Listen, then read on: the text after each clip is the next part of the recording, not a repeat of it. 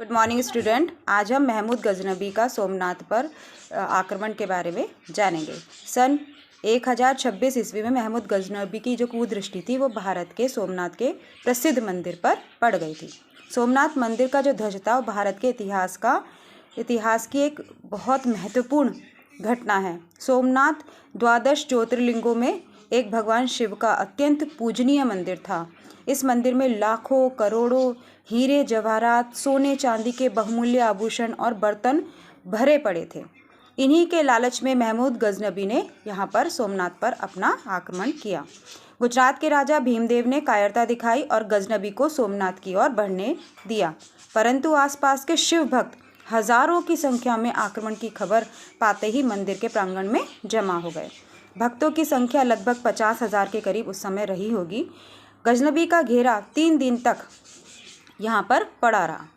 एक और थी बर्बर आक्रमणकारी की सेना, तो दूसरी ओर धर्म पर बलिदान होने वाले भक्तों का समूह था। गुजरात के राजा भीमदेव ने भारत में घेरा तोड़ने का यत्न किया, परंतु वो सफल नहीं हो पाया। गजनबी को परकोटे से मंदिर तक पहुंचने के लिए भयंकर संघर्ष का सामना भी करना पड़ा।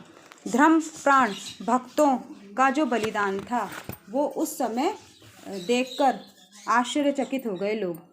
लाशों के ढेर, रक्त की कीचड़ में घुसकर ही वह मंदिर तक पहुंच पाया, परंतु 50,000 भक्तों का बलिदान भी सोमनाथ को बचा न सका। लगता था भगवान शिव भक्तों की कठिन परीक्षा ले रहे हैं।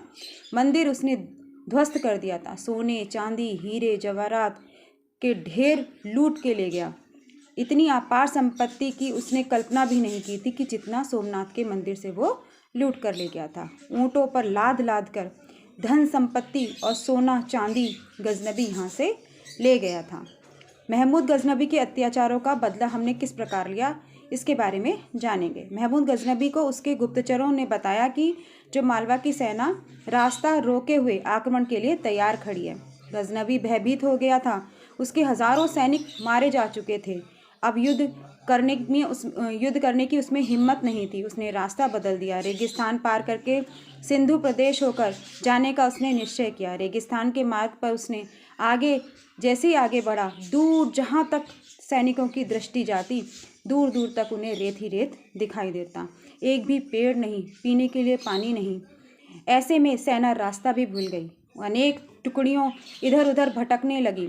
सैनिक भूखे प्यासे पानी पानी चिल्लाकर अपना दम तोड़ने लगे थे। लगता था इस देश की माटी उनसे बदला ले रही थी। जिस समय सैनिक पानी पानी चिल्लाकर दम तोड़ रहे थे, उसी समय वीर वेश में एक बालक दिखाई दिया। वह मंदिर के पुजारी का बालक था। बदला लेने आया था। बोला, हम जानते हैं पानी का स्थान। चतुर बालक सैनिक टुकड़ियों को एक रेगिस्तान में भटका ले गया, जहाँ जान बचाकर भागना संभव नहीं था उन लोगों के लिए। हजारों सैनिक भूख प्यास से तड़प तड़प कर मरने लगे। उस बालक को मार डालने का आदेश दिया गया। वह बालक ठटका मारकर हंसने लगा। वह बोला कि मैं भारत माँ की संतान हूँ। भारतवासी बदला लेना चाहते हैं। सोमनाथ को तोड़ने वाले एक एक करके सभी दम तोड़ेंगे। ऐसी उस छोटे से बालक ने उनके सामने बोलने की हिम्मत की। वह वीर बालक मरकर भी अमर हो गया।